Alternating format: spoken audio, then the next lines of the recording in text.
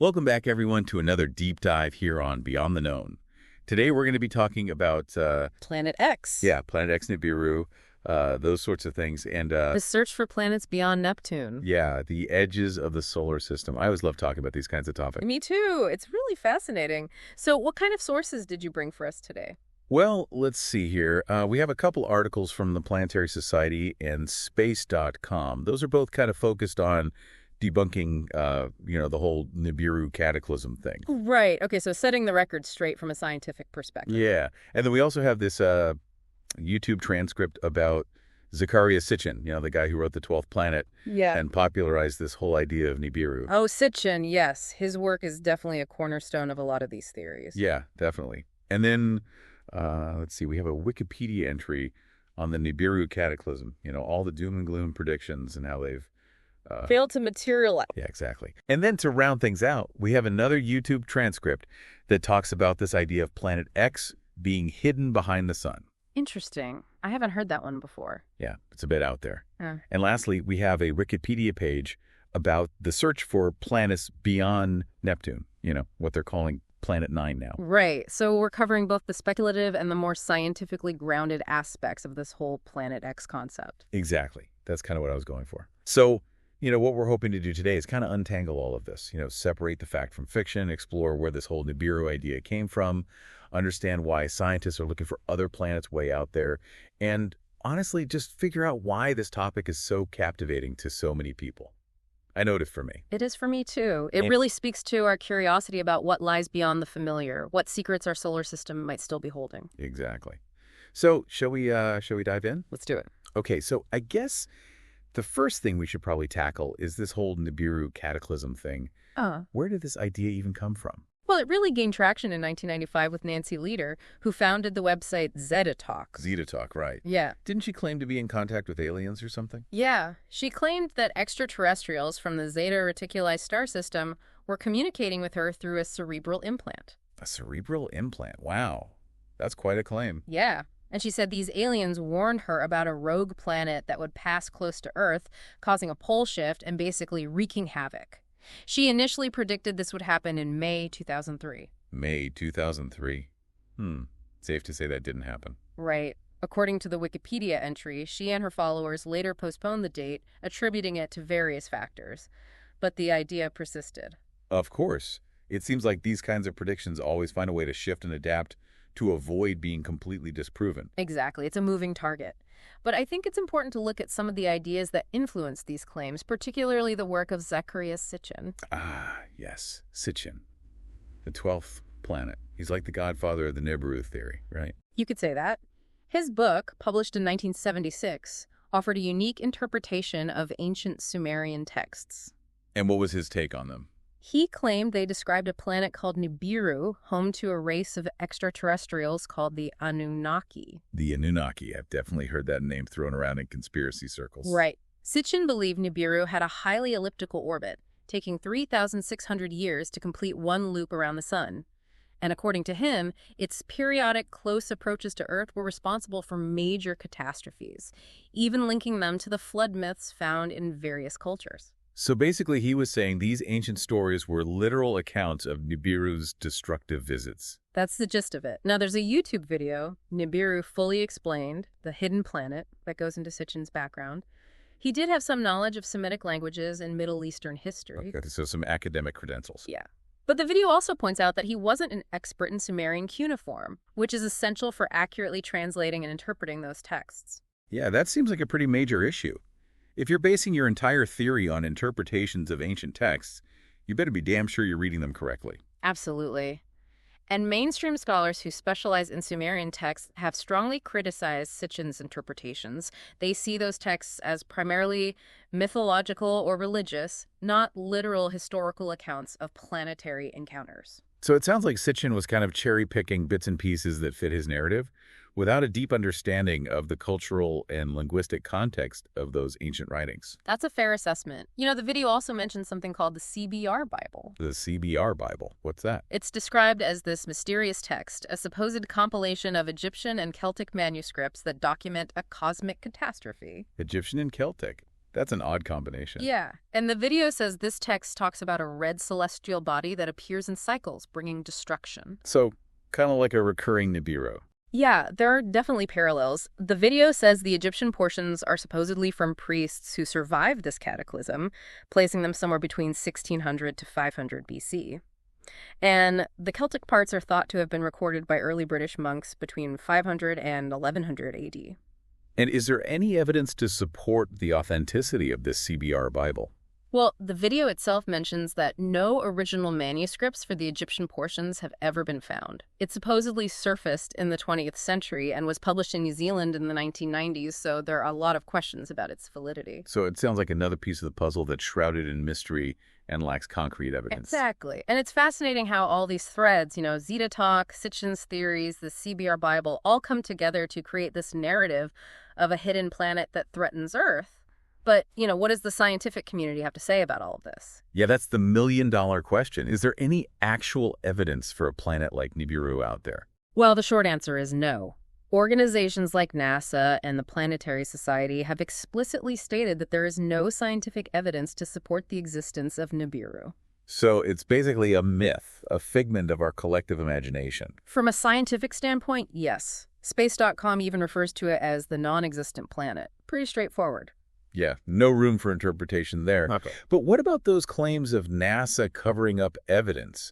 They seem to be pretty persistent online. Yes. The good old cover-up conspiracy. The Wikipedia article actually addresses that. One of the most common examples cited is the IRAS incident back in 1983. IRAS. The infrared astronomical satellite. It detected several unknown objects, which initially caused a stir because some thought they might be large nearby bodies. So was this the moment Nibiru was discovered and then hushed up? Not at all.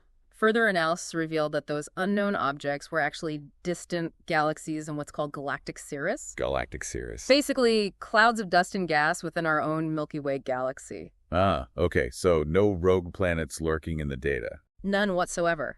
But this episode has been consistently twisted by Nibiru proponents to fit their narrative of a cover-up. It's amazing how easily misinformation can take root and spread, especially when it plays on our fears and fascination with the unknown. It really is. And it's important to be critical of the information we encounter, especially online, and to seek out credible sources. Absolutely. But even if Nibiru isn't real, that YouTube video we mentioned, Nibiru Fully Explained, does spend a lot of time talking about its hypothetical destructive potential. What kind of havoc do they imagine it could wreak on Earth? Well, they outline a pretty extensive list of cataclysmic events, all based on the immense gravitational forces a large planet like Nibiru would exert. So even without a direct impact, just a close flyby would be enough to cause chaos. That's what they suggest. They talk about drastic changes in Earth's tides, maybe even causing continents to shift. Whoa, continents shifting. That's terrifying. Right. They also suggest our magnetic field could be disrupted, leading to powerful geomagnetic storms that could fry our electrical grids and communication systems. Not to mention all the satellites we rely on. That would be catastrophic. Absolutely. And then there are the atmospheric effects. Strange cloud formations, changes in the sun's light, things like that. Sounds pretty apocalyptic. They also talk about increased seismic activity, earthquakes, volcanic eruptions, maybe even triggering the Yellowstone supervolcano. Yellowstone erupting. That would be a global disaster. Yeah. They also imagine massive hurricanes, tsunamis, even the Earth's atmosphere being partially stripped away. At that point, we're talking about an extinction-level event. Pretty much.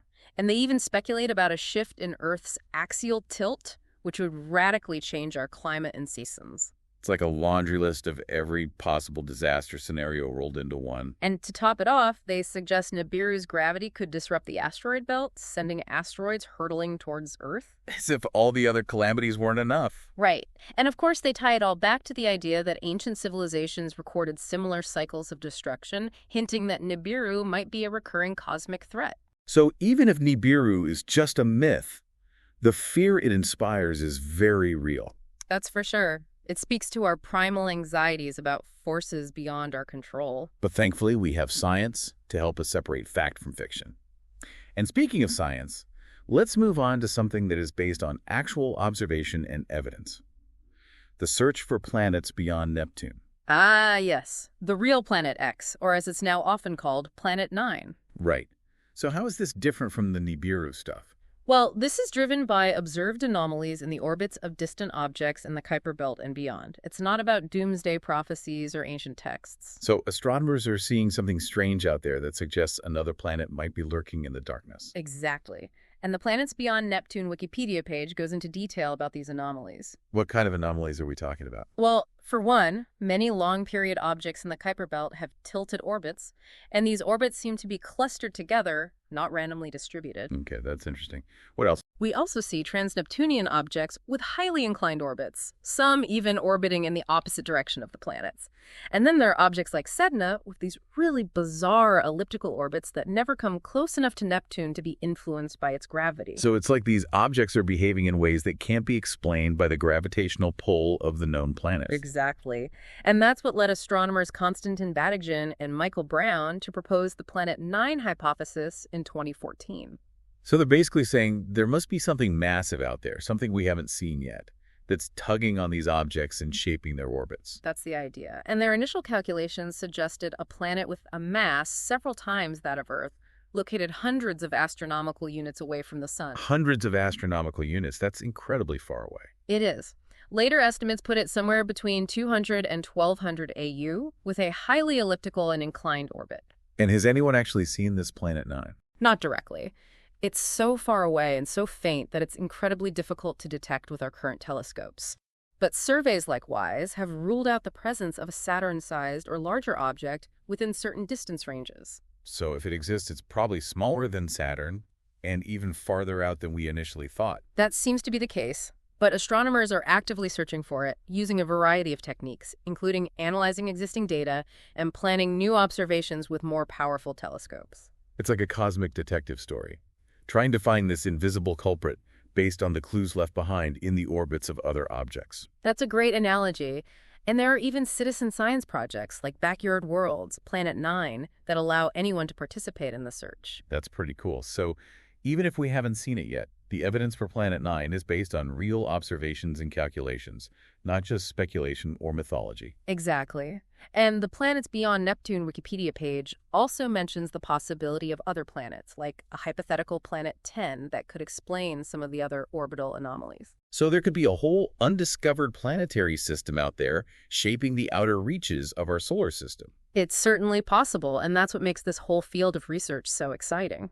Now, we also have that YouTube transcript that claimed planetx appears to be hidden behind the sun. How does that fit into the picture? Well, it's true that the sun's glare can make it extremely difficult to observe anything in its immediate vicinity.